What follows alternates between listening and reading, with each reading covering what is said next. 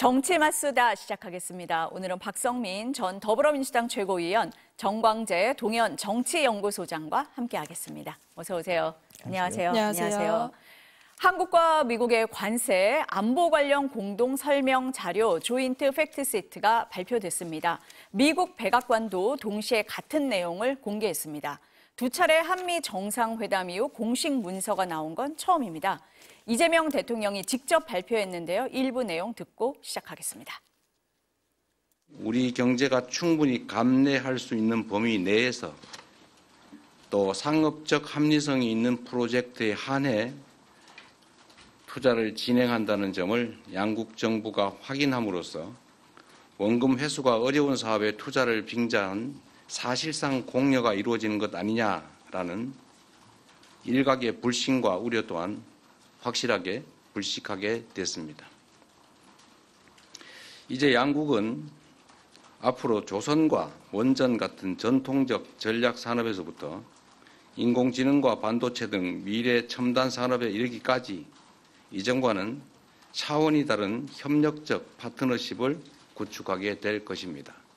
이번 협상을 통해 한미 양국은 대한민국의 수십 년 수건이자 한반도 평화와 안정을 위한 필수 전략 자산인 핵 추진 잠수함 건조를 추진하기로 함께 뜻을 모았습니다. 우라늄 농축과 사용 후 핵연료 재처리 권한 확대에 대해서도 미국 정부의 지지를 확보하는 데 성공했습니다. 상호 관세 그리고 자동차 관세는 15%로 확정이 됐고요. 3,500억 달러 규모의 대미 투자 펀드도 조성이 됩니다. 안보 관련해선 한국의 핵 추진 잠수함 건조 추진 그리고 원자력 협정 개정 관련 내용도 담겼습니다. 예상보다 좀 늦어진 거 아니냐 이런 질문이 나왔는데 이 대통령은 문구 하나하나 맞추다 보니 시간이 걸렸다 이렇게 대답을 했습니다. 아무래도 관세보다는 안보 쪽 문구 조정에 시간이 더 걸린 걸로 보입니다. 먼저 최 의원님 오늘 발표 어떻게 보셨어요? 네. 이제 성공적으로 좀 협상을 마무리했다 이렇게 볼 수 있을 것 같습니다. 실제로 이 대미 투자의 금액이 큰 만큼 이제 연도별로 들어가는 돈이라던가 혹은 원금 회수에 대한 우려 이런 부분들이 종합적으로 국내에서도 불안으로 있었거든요. 근데 이 부분에 대해서 이미 이 팩트시트가 나오기 전부터 정부 관계자들은 이제 상업적 합리성을 못 박아서 우리가 봤을 때 유리한 사업들에 투자를 하는 방향으로 결정을 해올 것이다라는 어떤 일종의 공언들을 해온 바가 있었는데 그 부분이 실현됐다라고 볼 수 있을 것 같고요. 이 외에도 좀 중요한 것은 결국 우리의 좀 수건 사업이었던 이 전략 자산으로서의 어떤 핵 추진 잠수함을 도입하는 데 있어서 이 대통령께서 이 부분에 연료 공급을 해달라라고 트럼프 대통령께 요청을 했고 당시에 굉장히 호의적인 분위기로 회담이 마무리가 되었는데 이 미국 내부에서 아무래도 이 안보 라인에서는 농축이나 재처리 문제가 좀 쟁점이었던 것 같습니다. 여기에 대해서 뭐 다른 국가들과의 관계도 미국 측에서는 좀 고려를 했던 것 같고 지금 현행으로는 한미 원자력 협정상 한국은 미국의 승인하에 우라늄을 20% 미만으로만 농축할 수 있는 상황이거든요. 그 외에도 사용 후에 재처리는 불가하다라는 것이 명시가 되어 있는 상황입니다.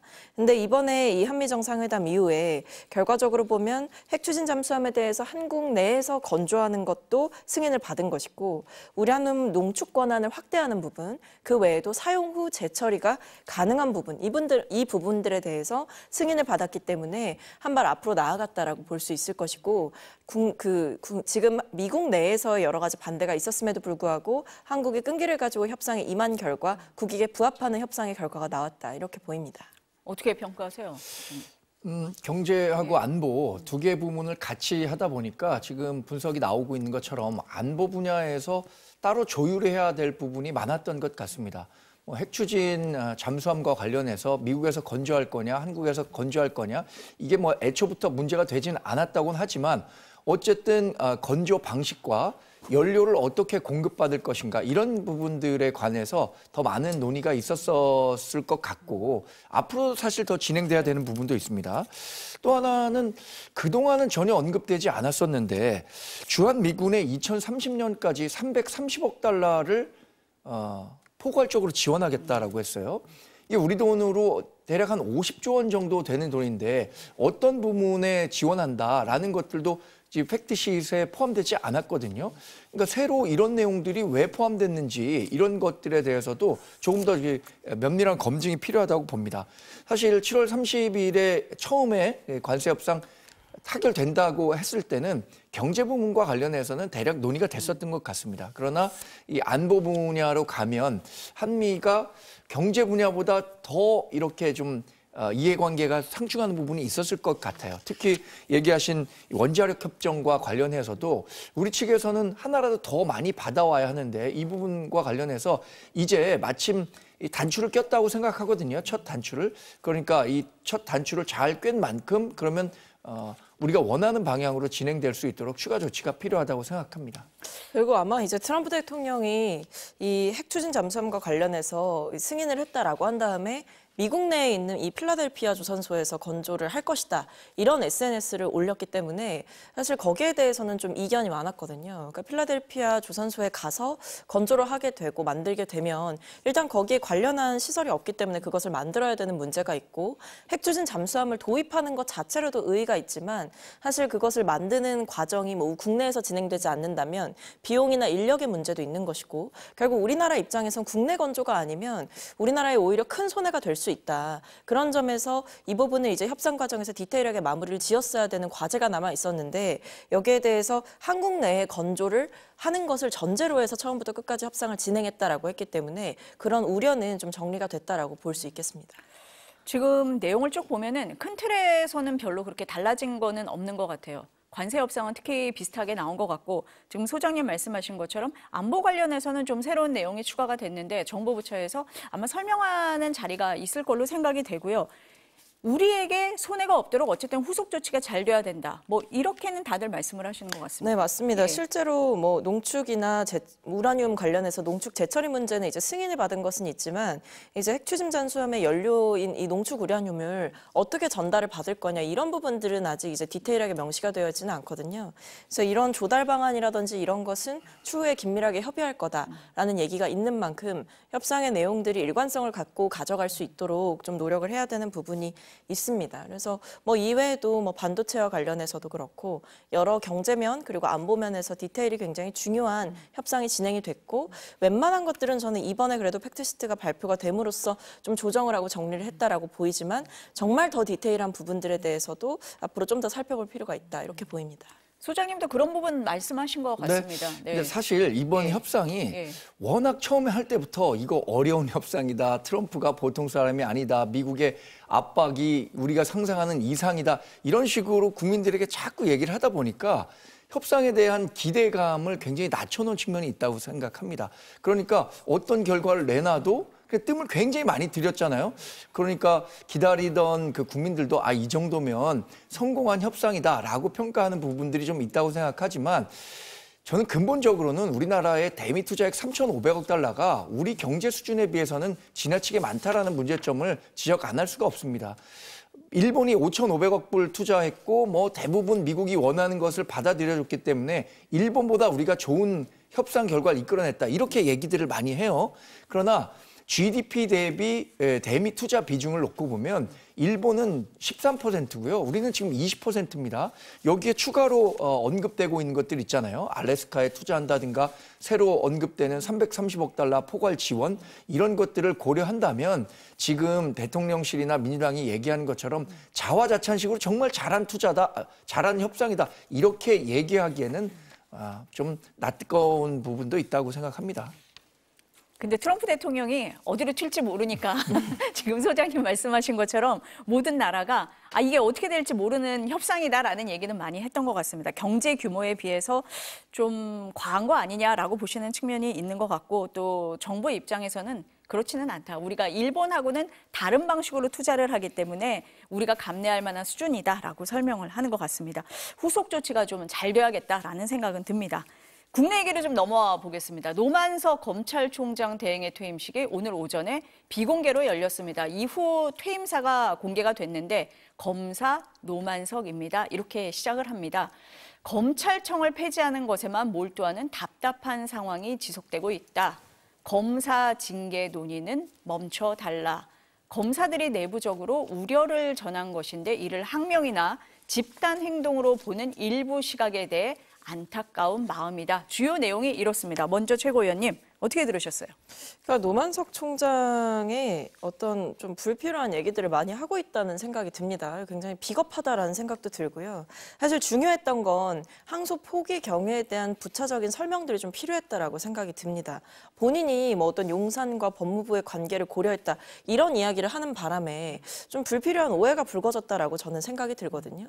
그 외에도 지금 뭐 검사 징계 논의 멈춰달라 혹은 검찰 개혁에 대한 어떤 우려라든지 이런 부분들을 전달한 건 끝에 끝까지 사실은 어떤 검찰주의자로서의 면모를 보인 게 아닌가라는 생각이 들어서 아쉬운 면이 있고, 아무래도 이제 사퇴 의사를 전하게 되고 사퇴 결정을 하게 될 때에도 처음에는 사퇴까지의 기류는 아니었는데 이제 후배 검사들이 찾아와서 사퇴를 종용하고 압박을 하다 보니까 본인도 결정을 하게 됐다. 내가 지금이라도 좀 떠나는 게 조직에 낫겠다라는 생각을 했다는 거 아닙니까? 그렇다 보니까 이 모든 초점이 어떤 본인이 내리게 됐던 결정적으로 책임을 지고 내리게 됐던 항소 포기에 대한 어떤 구체적인 설득이나 설명보다는 내가 떠나겠다. 그러나 내가 후배들을 위해서 뭐 하나라도 더 할 수 있을까라는 데 지나치게 좀 초점이 가 있는 것 같다라는 생각이 듭니다. 그래서 어쨌든 고위공직까지 책임을 지고 하셨던 분인데 마지막까지 이런 이야기를 하시는 게 과연 맞을까? 그리고 지금 이 어떤 검사들의 반발의 움직임에 대해서 항명이나 집단 행동으로 보는 게 어렵다라고 하셨지만 묻지 않을 수가 없는 것이 이전에 검찰이 이렇게까지 반발한 적이 있었나? 예를 들면 뭐 심우정 검찰총장 시절에 윤 전 대통령에 대한 구속 취소 결정이 나왔을 때 거기에 대해서 일선 수사팀은 계속해서 이것을 즉시 항고를 해야 된다라고 했지만 그때 포기를 했잖아요. 그리고 시간이 뭐 계속 지나가고 끌기도 하고 그런 국면들이 있었는데 그때는 검사들이 이렇게까지 반발하지 않았던 것으로 기억을 하거든요. 그 이전에 김건희 씨에 대해서도 소환 조사해야 된다라고 했지만 결국 그것이 불발이 되고 무혐의 처분이 나고 했을 때에도 검사들이 이렇게까지 정말 들고 일어나서 이 본인들의 권리를 주장하고 어떤 수사 과정에서의 문제점을 지적하고 이렇게 한 적이 있었나. 저는 지금 상황에서 민주당 입장에서 이것을 항명이나 집단적인 불복으로 볼 수밖에 없는 건 결국 검찰 내부에서 여러 가지 의견 조율을 거쳐서 결정된 사안에 대해서 이 불만을 토로하는 방식이라든지 아니면 납득하기 어려운 지점이 있다라고 하더라도 그 이전에는 이렇게까지 한 적이 있었나? 라는 의문이 동시에 들다 보니까 이 검찰의 모순적인 행태에 대해서 지적할 수밖에 없는 거거든요. 근데 여기에 대해서 노만석 총장 대행이 오히려 그들의 목소리에 힘을 실어주고 떠나는 모습들은 사실 그렇게 바람직한 모습은 아니다. 그것도 결정권자로서 어떤 책임을 지는 모습이라고 한다면 이 끝까지 어떤 안타깝다. 뭐 이런 얘기들을 하고 가는 것은 끝까지 좀 무책임하지 않나, 책임을 회피하고 있다라고 보입니다. 소장님은 퇴임사 어떻게 들으셨어요? 이번 퇴임사 빵점짜리죠. 만약에 시험에 이런 답안지를 냈다고 한다면 빵점 맞았을 겁니다. 지금 국민이나 뭐 검찰에 있는 후배들이나 노만석 검찰총장 대행에게 원했던 답은 이게 아닐 겁니다. 그런데 원했던 답에 대해서 이야기는 하나도 안 하고 그냥 본인의 하고 싶은 이야기만 남기고 간 경우거든요. 그래서 이런 그 퇴임사를 남기기 위해서 그동안 이렇게 밑자락을 깔았나라는 의문이 들 정도로 대단히 실망스럽습니다. 사실 자신이 얘기를 했잖아요. 용산과 법무부와의 관계를 의식하지 않을 수 없었다. 또 법무부의 의견을 청취했다. 이런 얘기했습니다. 그런데 이 항소 포기의 과정에 대해서는 하나도 얘기하지 않고 지금 검찰의 뭐 보안수사권이라든가 이런 부분과 얘기를 하고 있단 말이에요. 그러면 이 그 퇴임사에 대해서 과연 어떤 국민이 좋은 점수를 줄 수 있을까라고 생각이 들고요. 뭐 역사 속 위인을 예로 들지 않다고 하더라도 살아서 죽는 길이 있고 죽어서 사는 길이 있다고 하지 않습니까? 그런데 노만석 검찰총장 대행은 정말 살아서 죽는 길을 택한 게 아닌가라는 생각이 들 정도로 상당히 비겁한 퇴임사였다고 봅니다. 결국에는 본인이 지금 어떤 사안을 놓고 보면 머리와 몸통 꼬리가 있잖아요. 대부분의 경우에 꼬리 자르기 한다고 하잖아요. 노만석 검찰총장 대행이 스스로 그 잘려나가는 꼬리가 되고자 했던 건 아닌가라는 생각이 들 정도로 실망스러운 내용이었습니다. 그리고 많은 분들이 심우정 검찰총장 시절에 있었던 윤석열 전 대통령에 대한 그 구속 취소 왜 즉시 항고하지 않았느냐. 이때는요.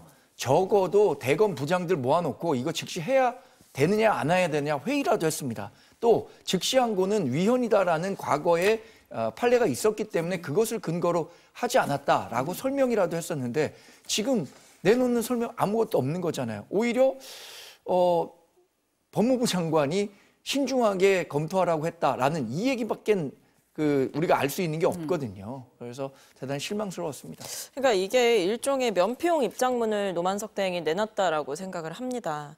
그러니까 결국에 이런 거죠. 뭐 본인 부족했다. 그러나 이제 검사들을 위하는 마음은 나는 있다. 그러니까 일종의 이제 본인이 계속 내부에서 비판을 받았고, 뭐 아끼는 후배들로부터도 비판을 받았고, 뭐 이런 얘기들을 쭉 그동안 해오지 않았습니까? 뭐 마음이 좀 힘들었다. 이런 얘기들을 했는데 결과적으로 이 입장문에는 본인의 책임을 다하는 모습도 없고 제대로 된 설명과 설득을 하는 혹은 본인의 결정에 대해서 책임을 지는 모습보다는 일종의 좀 면피용 입장에 가깝다. 그러니까 뭐 어쩔 수가 없었다 정도이지 않을까. 심지어 왜냐하면 이 항소포기 경위에 대해서 설명을 일절하지 않기 때문에 사실 국민들이 궁금한 부분 혹은 본인이 늘어놓고 갔던 말들에 대해서 뭐 그때로 돌아간다면 뭐 항소를 했을 것이다라든지 아니면 뭐 그때 수사팀이 그 항소장을 쓴지 몰랐다 이런 취지의 발언을 했다든지 이런 말도 안 되는 얘기들을 계속 하다가 결국 이런 입장문이 나온 건데 결과적으로 보면 나는 최선을 다했지만 뭐 안타깝고 끝까지 나는 후배들을 생각하는 마음이 있으니까 날 너무 그렇게 나쁘게 보지 말아달라. 결국 이제 본인이 나쁜 사람이 되기 싫다는 얘기를 가장 하고 싶었던 것 같습니다. 그런데 지금 이거 사퇴로 끝날 일은 아니라고 생각합니다. 시기가 언제가 될지는 모르겠어요. 왜 제가 시기가 언제 될지 모르겠냐라는 단서를 붙이냐면 지금 민주당이 의석의 다수를 갖고 있기 때문에 그렇습니다. 결국 뭐 정권이 바뀌거나 아니면 특검이나 국정조사가 이루어졌을 때 지금 이 항소 포기와 관련해서 이야기를 오고 갔을 것으로 추정되는 정성호 법무부 장관, 이진수 법무차관, 노만석 검찰총장 대행, 정진우 서울중앙지검장 이분들은요. 분명히 뭐 저쪽이다 이런 지시대명사가 아니라 구체적인 이름을 수사를 받게 되는 상황에 직면할 수밖에 없을 거라고 생각합니다. 왜냐? 이거 지금 구조가 거의 최상병 특검이 수사하고 있는 것과 같거든요. 이해 당사자가 대통령이고 그 사람의 어떤 리스크를 줄이기 위해서 중간 단계에 있는 사람들이 그동안의 관례를 어기고 법을 어기는 측면이 있었다고 보기 때문에 언젠가 이 모든 관련자들이 수사를 받는 날도 있을 거라고 생각합니다. 저는. 지금 이제 소장님이 말씀을 하신 것처럼 이제 국민의힘에서는 그렇게 보는 거예요. 노만석 대행이 사퇴를 하니까 국민의힘에서는 정성호 법무부 장관이 사퇴해야 된다라고 요구를 하고 압박을 하고 있습니다. 어제 예결위 발언을 듣고 이 얘기를 더 이어가도록 하겠습니다. 들어보시겠습니다. 항소하겠다고 하는 사람한테 신중히 판단해라 그러면은 항소하라는 얘기입니까? 하지 말라는 얘기입니까? 저는 뭐 제가 신중히 판단하라고 해서 판단은 본인들의 권한과 책임하에 살아는 그런 취지였습니다. 네. 왜 유독 이 사건만 신중히 판단하라고 두 번이나 얘기를 했느냐 이 말입니다. 그건 대통령 관련돼 있기 때문에 그런 거 아닙니까? 이게 뭐 보고가 그렇게 와서 그렇습니다. 통상적인 경우는 다만 법무차관은 저희 뭐 그런 의견을 전달하면서 이것은 구체적 사건의 지위는 아니다. 그러니까 알아서 판단하라 뭐 그런 취지로 얘기했다고만 들어서 보고를 받았습니다. 네. 정성호 장관은 신중하게 판단하라는 말뜻을 본인들이 추단한 것 같다 이런 얘기도 합니다. 그러니까 일상적인 의견을 전달한 건데 노 대행이 넘겨 짚어서 그런 판단을 내렸다 이런 취지로 얘기를 했어요. 그러니까 결정은 검찰이 했다 이걸 계속 강조를 하고 있는데 노 대행이 오늘까지 경위를 얘기를 안 해요. 어떻습니까? 근데 뭐 이미 지금 드러나고 있는 경위가 뭐 반발하는 사람도 있었지만 뭐 대검 내부에서는 이게 항소가 좀 실익이 없는 것 아니냐 이런 얘기도 있었다라고 하지 않습니까? 왜냐하면 이게 지금 이 재판이 진행되는 과정 가운데에서 어떤 이 수사팀의 수사 방식에 대한 지적도 있었던 거고요. 실제로 보면 이 뭐 예를 들면 이해충돌법을 위반했다라고 해서 그 부분에 대해서 수사를 진행을 했는데 사실상 거기서 수사를 하면서 받았던 내용을 이 배임죄를 증명하는데 그 피의자 신분 조서를 활용하다 보니까 그게 이제 기각이 되는 경우가 있었어요. 그래서 재판부에서 그 부분에 대한 지적을 하기도 했었습니다. 그리고 지금 보면 이 항소를 하는 과정에서 마치 항소를 하는 것이 검찰 전체의 의견이었다라는 것처럼 여러 가지 이제 얘기들이 나오고 있지만 실제로 대장동 일당을 2021년에 최초로 기소했던 이 정용환 부장검사 같은 경우에는 언론에다 대고 항소 의견을 수렴하는 데 있어서 1차 수사팀의 의견은 철저하게 배제가 됐고 우리에겐 묻지도 않았다라고 얘기를 합니다. 그러니까 이게 1차 수사팀과 2차 수사팀이 있는 건데 2차 수사팀 같은 경우에는 윤석열 정권이 들어서고 나서 이제 수사팀이 만들어진 거죠. 그러니까 그런 과정에서는 이 2차 수사팀에게만 의견을 묻고 지금 이 항소하는 과정에서 1차 수사팀은 배제가 됐다. 그래서 이거를 항소를 해야 된다라는 의견을 전체의 의견, 검찰 전체의 의견으로 볼 수는 없는 것이다라는 반박도 있었습니다. 그러니까 이런 상황들을 본다면 사실 내부에서 이견이 여러 면에서 있었을 수가 있는 겁니다. 그렇다고 한다면 결과적으로 이게 과연 항소를 했을 때 실익이 있겠느냐. 왜냐하면 남욱 씨 같은 경우에는 이 법정에서 본인이 위증죄로 처벌받을 것을 각오하고서라도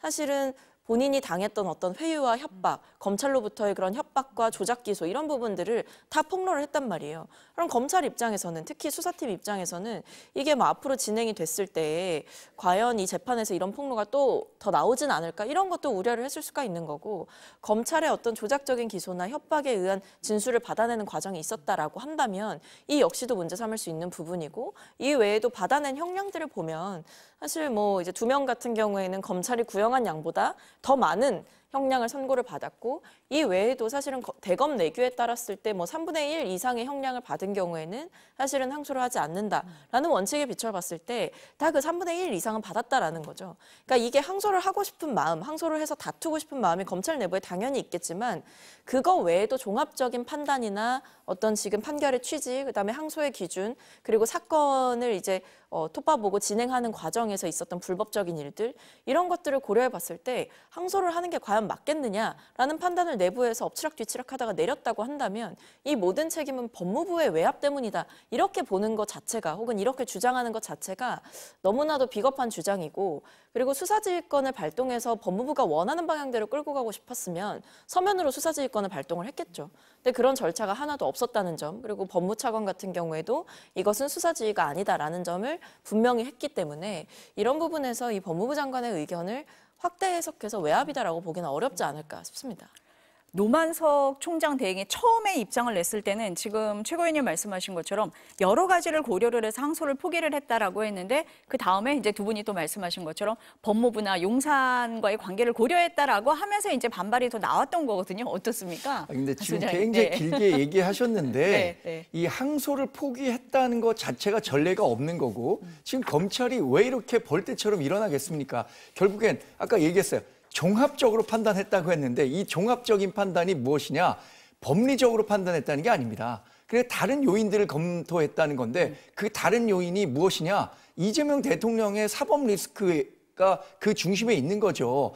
지금 그 대장동 5명이 재판을 받고 1심에서 유죄를 받은 부분은 이재명 대통령이 공범으로 기소가 돼서 재판을 받아야 하는 사안이에요. 다만 대통령이 지금 현직 대통령이기 때문에 재판이 중지돼 있는데 이야기한 것처럼 항소심 진행 과정에서 5명이 유죄를 받은 상태에서 대통령에게 혹시라도 더 불리한 발언들이 나오는 것 아닌가라는 부분들에 대한 걱정을 했기 때문에 검찰이 항소를 포기하도록 대통령실과 법무부가 강요한 것 아니냐. 이거 합리적으로 얘기를 하고 있는 거 아닙니까?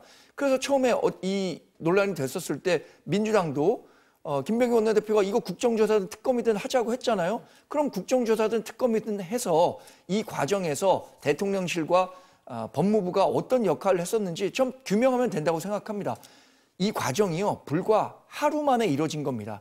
그 항소 포기가 있는 날 오후 5시까지만 하더라도 노만석 검찰총장은 당연히 항소하는 줄 알고 퇴근했다는 거 아닙니까? 그런데 그 남은 5시간 동안에 결정이 바뀌었다는 것은 무언가 노만석 검찰총장 대행이 받아들일 수밖에 없는 외압이 있었다는 것이고 그 관련 그 체계에 있었던 사람들 메신저든 전화든 어떤 식으로든 무슨 연락이 있었는지 이것만 규명하면 외압이었는지 아니었는지 확인할 수 있는 거거든요. 민주당에서 그거 받아들이면 된다고 생각합니다. 그리고 1차 수사팀이 뭐 항소 포기와 관련해서 본인들은 다 이제 잘 된 재판이기 때문에 항소 안 해도 된다라는 의견을 냈다. 뭐 이런 식의 얘기를 하는데 그 5명 제외하고 나머지 검찰들은 항소 포기는 절대적으로 잘못한 결정이라는 것을 얘기하고 있습니다. 지금 이제 소장님이 계속 말씀을 하실 때 이재명 대통령을 중심에 놓고 얘기를 하고 있습니다. 그러니까 국민의힘에서는 정성호 법무부 장관보다 더 나아가서 이재명 대통령을 향해서 얘기를 하고 있거든요. 들어보시겠습니다. 이번 사태의 본질은 명확합니다. 성남 시민들에게 돌아갔어야 할 수천억 원의 이익을 민간업자들이 나눠 가졌고 이 범죄 수익을 환수하기 위한 항소를 누군가가 포기하도록 만들었다는 것입니다. 법무부 장관과 법무부 차관, 검찰총장 직무대행 사이에 벌어지고 있는 공방은 외압 가능성과 강압에 의한 결정이라는 의혹을 더욱 짙게 만들고 있습니다.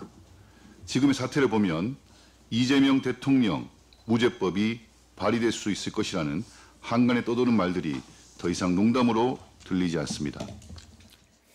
그래서 국민의힘에서는 검사의 공소 취소를 원천 차단하는 내용의 법 개정안을 발의를 했습니다. 혹시 이 대통령 사건을 공소 취소하는 일이 없도록 막겠다. 뭐 이런 겁니까? 지금 이재명 대통령의 사법 리스크를 차단할 수 있는 방법들 대통령실과 민주당이 열심히 연구하고 있습니다. 크게 세 가지 방법이에요. 첫 번째는 입법권을 동원해서 지금 재판을 받고 있는 게 배임죄하고 공직선거법 이런 내용입니다. 공직선거법 개정을 통해서 아예 면소 조치 만들겠다는 것이고 배임죄도 지금 폐지하겠다는 거 아니에요? 이러면 이재명 대통령이 받고 있는 재판 가운데 상당수는 제거가 되게 됩니다.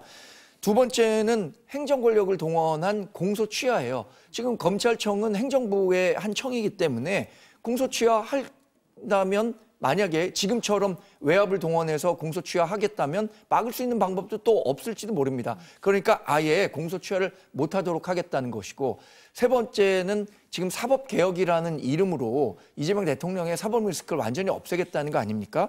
대법관 증원, 재판 소원 이거 하면 결국에는 대법원에서 마지막 유죄 판결을 받는다고 하더라도 재판 소원은 헌법재판소에서 하게 되는데 이거 만약에 이루어지면 이거를 본인들에게 유리한 인적 구성으로 만들어 놓고 이재명 대통령 무죄 때리기 위한 것 아니냐라는 그 의심들을 할 수밖에 없는 거죠. 이 세 가지가 같은 방향으로 가고 있기 때문에 어떤 식의 방법이든 다 차단할 수 있는 방법들을 마련해놔야 한다는 게 국민의힘이 갖고 있는 생각입니다.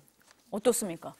그러니까 이게 모든 게 다 뭐 이재명 대통령 때문에 이런 일이 벌어졌다라고 보는 그 세계관에서 비롯됐다라고 생각을 하고요. 사실 여기에 대해서 이 본질 자체를 이 대통령의 개입이 있었다. 그러니까 이 지금 국민의힘 차원에서는 대통령의 탄핵 사유까지 운운을 하지 않습니까? 그러니까 이거 너무 나간 거라고 생각을 하고요. 사실 지금 보면 어떤 외압의 가능성을 제시를 하지만 거기에 대한 구체적인 증거를 갖고 있지 못하다라고 생각하고 심지어 대통령께서 이 부분에 대해서 외압을 행사했다라고 볼 만한 정황도 저는 없다라고 생각합니다. 심지어는 이유도 없죠. 그러니까 정황이 없다라는 건 뭐냐? 직전까지 외교 슈퍼위크였기 때문에 대통령께서 이런 사안 하나하나에 어떤 의견 개진을 할 만한 여유는 당연히 없었을 것이고 심지어 이번 이 대장동 사건 판결문에도 당시 성남시장이었던 이재명 대통령께서 어떤 이 민간업자들과의 유착 정도를 잘 알지 못했을 가능성이 높다라는 취지로 명시가 되었기 때문에 이 대통령의 건은 이번 건과 사실상 별개의 건으로 설시가 됐다라고 봐야 되는 거죠. 그런 면에서 이 대통령이 직접 이런 부분에 대해서 혹은 대통령실에서 나서서 의견을 개진했다라고 볼 만한 경위들이 없음에도 불구하고 결국 뭐 몸통이 마치 대통령실인 것처럼 혹은 대통령의 뜻을 받아 누군가 움직인 것처럼 몰아가고 있는 것 자체가 과하다라고 생각합니다. 민주당에서는 검찰총장을 포함한 검사를 탄핵 절차 없이 일반 공무원처럼 파면시킬 수 있는 검찰청법 개정안을 오늘 발의를 했습니다. 대변인 설명 들어보시겠습니다. 일반 국가공무원법을 준용하도록 그렇게 해서 다른 그 공무원과 동일하게 5가지의 징계를 받을 수 있도록 하는 내용의 검찰청법 개정안을 이제 발의했습니다. 이 법이 이제 통과될 때까지의 그 시간적 공백이 있지 않습니까? 그 공백 기간 안에 법무부 장관은 즉각적으로 그 감찰에 착수해서 그 검사장들에 대한 그 이번에 항명했던 검사장들 있지 않습니까? 16명에 대한 보직해임이 가능하거든요. 그래서 보직해임과 정보조치 등 강력한 조치들을 취할 것을. 민주당에서는 검사들의 집단 반발을 국기문란이다 이렇게 규정을 하고 있습니다. 김병기 원내대표는 검사들이 정부나 사안에 따라 선택적으로 항명을 하고 있다. 이명박, 박근혜, 윤석열 정부에서 항명한 걸 들어봤냐 이렇게 얘기를 했습니다. 앞서서 최고위원님 말씀하신 그 부분이에요. 선택적 항명. 네, 맞습니다. 예. 그러니까 뭐 공소 취소를 지금 이번에 이제 뭐 했다. 뭐 그 뒤에 여러 가지 면에서 항소를 포기를 하게 됐다. 이런 부분들이 억울하다라고 지금 검사들이 들고 일어나고 있지만 사실 그 이전에 뭐 즉시항고라든지 아니면 김건희 씨와 관련된 수사 국면이라든지 혹은 그 이전 정부에서 있었던 어떤 부당한 외압에 의해서 뭔가가 좌초됐었던 상황들이 분명히 있었잖아요. 그러면서 일종의 이제 검찰이 어떤 정치적인 일들을 벌여왔다라는 점에서 참 많은 비판을 받았었는데 여기에 대해서 그때 한번 이렇게 들고 일어난 적이 있었었나라는 질문을 드리지 않을 수가 없는 겁니다. 실제로 지금 보면 뭐 검사 징계법 같은 경우에는 이 일반 공무원들과 다르게 파면 여부에 있어서 가장 큰 차이가 있는 거거든요. 그러니까 검사들은 사실 탄핵이나 금고 이상의 형을 선고받지 않는 이상 파면되기가 어렵다라는 거죠. 그러다 보니까 뭐 검사 같은 경우에는 파면 빼고 해임이나 뭐 강등, 정직, 감봉, 견책 뭐 이런 것들이 있는 건데 파면 자체가 어려운 어떤 이런 검사들의 특수한 지위가 있다 보니까 결국에는 이 검사들이 일반 공무원 대비 낮은 징계를 받을 수 있는 위치에 있다 보니 그동안 기득권을 좀 공고히 하는 수단으로 활용해 왔던 것 아니냐라는 비판이 실제로 있었고 여기에 대해서 좀 파면을 할 수 있는 그 방법들을 여러 가지 이제는 좀 해야 되는 거 아닐까라는 생각이 있는 겁니다. 그래서 결과적으로 어떻게 보면 다른 일반 공무원들과 다른 위치에 있었던 그들만의 특권을 폐지하는 길이라고도 볼 수가 있을 겁니다. 어떻습니까? 이 법안은? 검찰이 준사법기관으로 인정을 받고 있죠. 신분을 보장한 것은 검찰 본연의 역할을 충실히 할 수 있도록 마련한 조치입니다. 그렇기 때문에 과거에도 정권과 또는 그 대기업과 같은 거악과 관련해서도 검찰의 노력으로 문제를 해결한 부분이 많이 있었죠. 그런 신분 보장이 없었다면 저는 그런 일들이 어려웠을 것이라고 생각합니다. 그런데 지금 검찰청법을 바꿔서 정부 그 징계 수위를 높이겠다고 하는 것이 과연 과거의 정치검찰의 행태에 대한 것을 막겠다는 것인지 아니면 앞으로 우리가 이렇게 만들 테니까 친민주당 성향의 검찰로 남아라 라고 하는 것인지 그런 부분을 지적하지 않을 수 없는 거죠. 민주당이 정치검찰 얘기하면서 지금 만들고 있는 법안들이나 모든 그 행보들은 그러니까 이제 친민주당 성향을 보여라 이런 식으로 강조하고 있는 거예요. 검찰청 폐지하고 지금 그 수사 공소 그 분리한다는 거 아닙니까? 결국에는 수사하는 것을 행안부로 두고 검찰의 힘 다 빼면 결국에는 행안부에 수사하는 사람들이 다 뭐 민주당 성향의 사람들로 채워보겠다는 거 아닌가라는 의심을 사고 있는 것 자체가 개혁의 순수성 이런 것들에 대한 의문을 제기하게 되는 거죠. 지금 이제 검사들의 집단 행동이라든지 항명을 입법화하는 이 부분이 검찰 개혁까지 지금 이어질 수 있는 그런 내용이다. 이렇게 두 분 다 보시는 것 같습니다. 오늘 나온 여론조사 보면서 이 얘기 조금 더 해보겠습니다. 갤럽이 지난 11일부터 13일까지 조사한 결과인데요. 이재명 대통령 지지율이 59%로 지난주에 비해서 4%포인트 떨어졌습니다. 그리고 우리가 계속 얘기하고 있는 대장동 사건 항소 포기에 대해서는 적절하지 않다 48%, 적절하다 29% 이렇게 나왔습니다. 먼저 소장님 어떻게 분석하세요? 국정을 지지하지만 이번 항소 포기는 도저히 이해할 수 없다라고 하는 국민적 상식이 반영된 여론조사 결과라고 봅니다. 사실 이재명 대통령의 국정 지지율이 에이펙에 대한 뭐 기대감, 성공적으로 치렀다, 뭐 이런 부분들이 부각되면서 지난주, 지지난주 뭐 굉장히 좋은 흐름을 보였단 말이에요.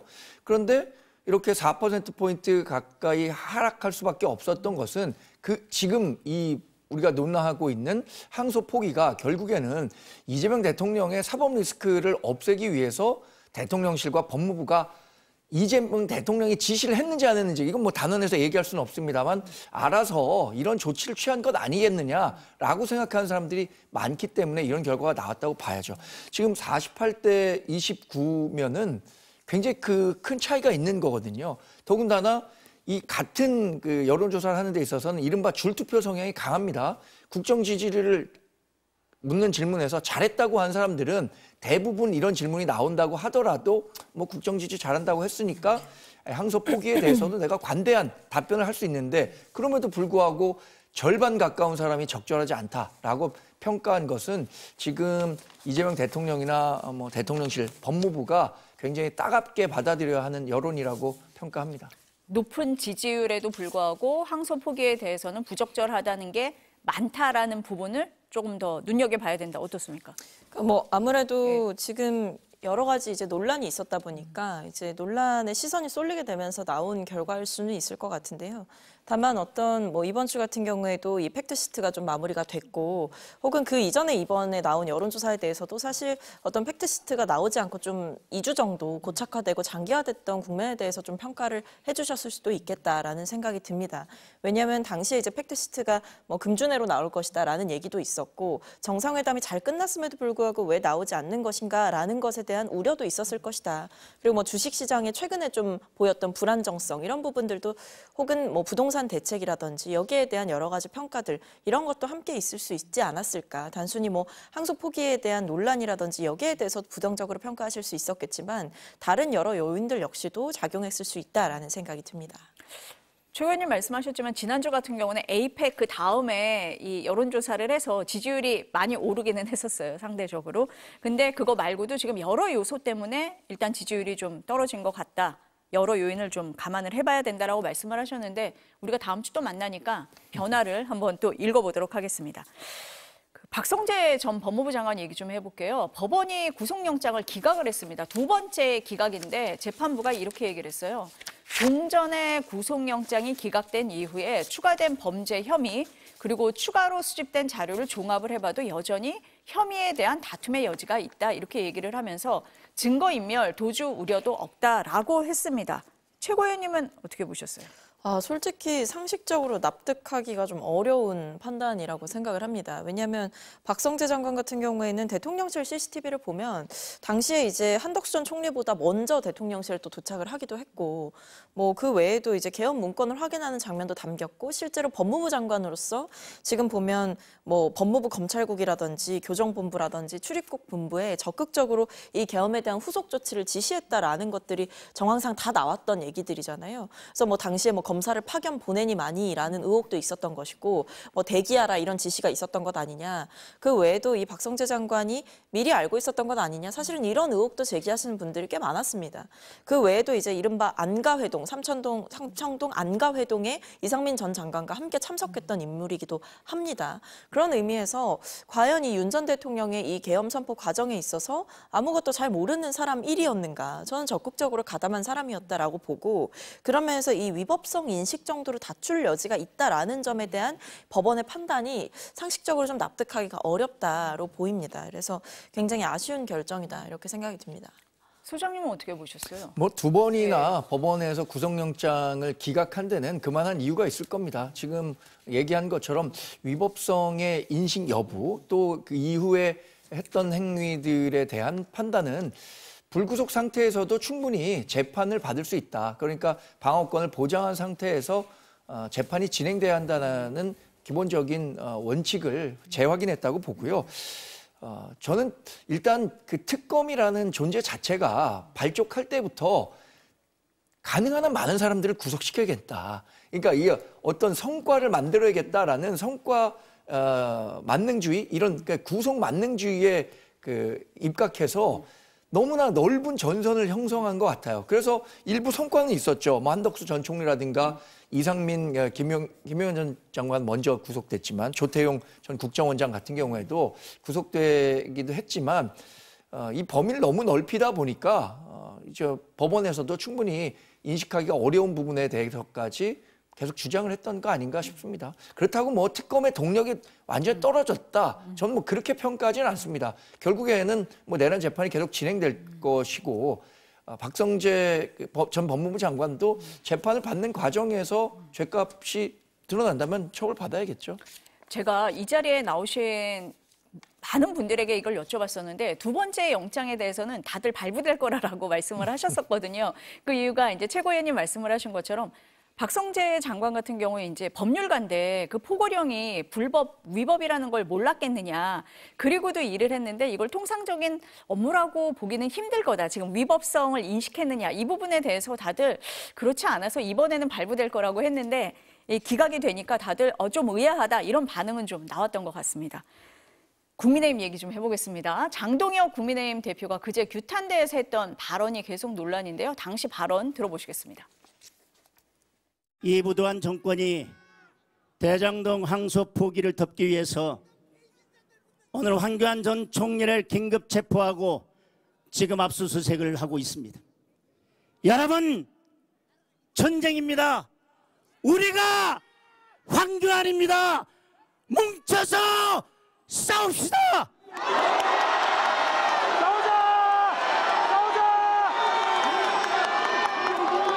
이 모든 것이 이재명 한 사람 때문입니다. 대장동 사건 항소 포기 관련 규탄 대회였는데 갑자기 장 대표가 황교안 전 총리 얘기를 꺼낸 겁니다.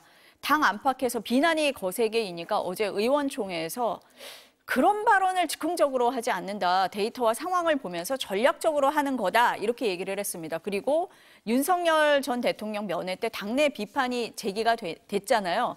그 얘기를 하면서 지금 와서 장기적으로 보면 지지율이 떨어지지 않았다. 그러니까 방송에 나가서 공개적으로 비판만 하지 말고 이런 점을 생각해달라라고 당부를 했습니다. 이 상황에서 여쭤봐야 되나요? 나 지금 괜찮습니다. 왜냐하면 네. 지금 오늘 들으신 그 장동혁 대표의 발언 가운데 딱 이 한 문장, 우리가 황교안입니다를 제외하고는 저는 전적으로 동의합니다.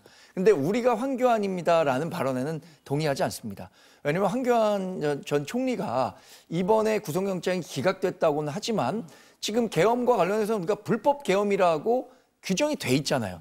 근데 그 불법 계엄을 옹호하고 그 과정에서 우원식 국회의장하고 한동훈 전 대표를 체포하라 이런 얘기를 했는데 이 부분에 대해서 국민의힘 지지자라고 하더라도 동의할 수 있는 사람은 많지 않다고 생각합니다. 왜냐하면 제가 이 논란이 있은 이후에 국민의힘 게시판에 가보니까 대략 한 9대1 정도로 이 발언 명백히 잘못했다.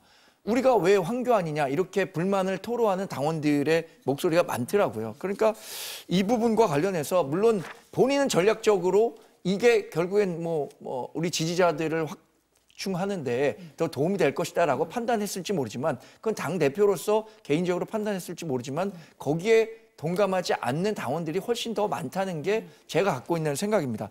그리고 또 하나는 황교안 전 총리 같은 경우엔 2020년에 우리 당의 그 총선을 이끌면서 패배한 원인에 대해서 후에 자꾸만 부정선거 얘기를 하고 있단 말이에요. 근데 우리가 부정선거와 윤석열 전 대통령의 불법 계엄이라는 두 가지 이 악재를 달고서는 국민의힘이 중도 진영으로 외연을 확장하는 것은 불가능합니다. 그런데 여기서 우리가 황교안입니다라고 얘기한 것은 저는 본인은 그게 정무적으로 올바른 판단이었다라고 이야기할 수 있을지 모르겠지만 저나 다른 많은 사람들은 동의하지 않는다는 점을 말씀드려야겠습니다. 장 대표가 전략적으로 얘기를 했다고 하잖아요. 좌우를 다 아우를 수 있다라는 얘기도 했다고 하던데 어떻습니까? 굉장히 신박한 논리다라는 생각이 드는데 좌와 우를 다 어우르기에는 황교안 전 대표 같은 경우는 너무나 극단적인 사람이죠. 우리가 황교안이다라는 말은 결국 우리 모두는 부정선거 주장을 하는 사람들이고 윤어게인을 외치는 사람들이다라는 말을 스스로 국민의힘 대표가 했다라는 것은 국민의힘은 그런 세력이다라는 것을 의미하는 겁니다. 우리는 윤어게인이고 우리는 부정선거를 믿는다라는 얘기를 공개적으로 공표를 해놓고 이것이 뭔가 지지율상에 크게 나쁜 것이 없고 오히려 모두를 아우를 수 있는 이야기다라고 얘기를 하는 것은 실패한 전략을 짜놓고 본인의 전략이 맞다라고 우기는 꼴인 거죠. 저는 이런 면에서 장동혁 대표가 굉장히 방향키를 단단히 잘못 잡은 게 아닌가. 예를 들면 얼마 전에는 또 윤 전 대통령을 면회하고 오면서 굉장히 당 내부의 비판을 받았는데 윤석열에 이어 황교안까지 얘기를 하게 되면서 이 장동혁호가 그리는 이 국민의힘이 나아갈 방향은 결국 내란 옹호이지 않을까라는 생각이 들어서 내란 청산 얘기를 그만하라라고 국민의힘에선 얘기를 하지만 여전히 이 내란을 옹호하는 세력의 불씨가 남아있음을 국민의힘 당대표가 스스로 보여줬다 이렇게 보입니다. 제가 좌라고 말씀을 드린 건 장동혁 대표가 광주에 매달 찾아가겠다고 하면서 5.18 민주묘지도 갔었잖아요. 그러면서 이렇게 행보를 하니까 좌우를 다 아우를 수 있다라고 얘기한 걸 그러니까 오히려 그게 이제 갈짓자 행보를 보이니까 네. 이게 진정성이 없다고 느끼는 거죠. 예를 들면 이렇게 우리가 황교안이다라고 하면서 황교안 씨를 옹호하고 보호하려고 하는 모습을 보이면 예를 들면 중도 개혁 보수 같은 경우에는 저 사람들이랑 같이 가기 힘들다라는 판단을 하는 거고 좌에 있는 사람은 말을 무엇 하겠습니까?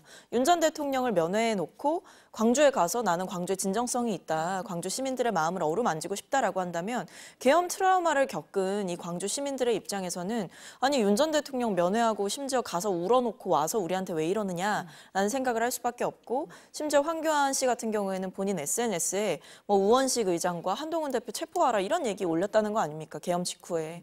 그런 모습을 이제 보여왔던 인사를 옹호한다라는 것 자체는 윤 전 대통령과 같은 노선을 걷고 있다라는 걸 다시 한번 확인시켜준 거기 때문에 본인의 행보가 무언가를 어우른다라고 말하기에는 그 진정성의 깊이가 너무나 얕다라고 보입니다. 지금 계엄 말씀을 하셨는데 어제 군 인사 있었는데 역대급 물갈이다 뭐 이런 얘기가 나왔습니다. 비상계엄하고 연관이 있다 이렇게 보시면 아무래도 이제 계엄 과정에서의 군의 핵심적인 역할이 있었다 보니까 이 군 내부의 개혁과 혁신이 좀 필요하다라는 평가가 있었던 것 같고요. 그래서 결국에는 어떤 특정 출신 성분을 바탕으로 한 일종의 카르텔이 형성되면서 거기에 비밀리에 계엄을 좀 준비를 했다라는 정황도 좀 드러나지 않았습니까? 뭐 노상원 씨 같은 경우에도 그랬고 그러면서 이 비육사 출신도 상당히 좀 발탁된 점 이런 점들을 고려해 볼 때 이 군 내부의 기강을 좀 확립하고 비상계엄과 조금이라도 연루가 되어 있었다라는 인사가 보인다라고 한다면 그 부분에 대한 정리도 있었다라고 볼 수 있겠습니다. 어제 군 인사는 어떻게 보셨어요? 지금 중장 인사 30명 중에 20명을 교체했잖아요. 네. 3분의 1을 교체했는데 글쎄 군 인사는 능력과 전문성이 바탕이 돼야 된다고 생각합니다. 그런데 이때 당시에 그 계엄에 군인들이 적극적으로 참여했다라고 보기 어렵거든요. 근데 그때 당시에 뭐 계엄 버스를 탔느니 안 탔느니 이런 거 갖고 인사를 한다는 것 자체는 좀 무리한 인사라고 보고 한편으로 걱정도 됩니다. 지금 정부에서 헌법 존중 TF라는 걸 만들어서 계엄에 일정 정도 동조했던 사람들 공무원 가운데 색출하겠다는 거 아닙니까? 그것과도 맞물려 있는 것 같아서 이런 식의 인사가 과연 국정을 제대로 운영하는 데 도움이 되겠는가 다시 한번 생각해 보시기 바랍니다. TF가 색출은 아니고요, 소장님. 전반적으로 뭐 계엄에 관련된 의혹이 있는 사람이 있는지 짚어보겠다는 거니까요. 색출은 아닌 걸로 하겠습니다. 오늘 두 분 말씀 여기까지 듣겠습니다. 감사합니다.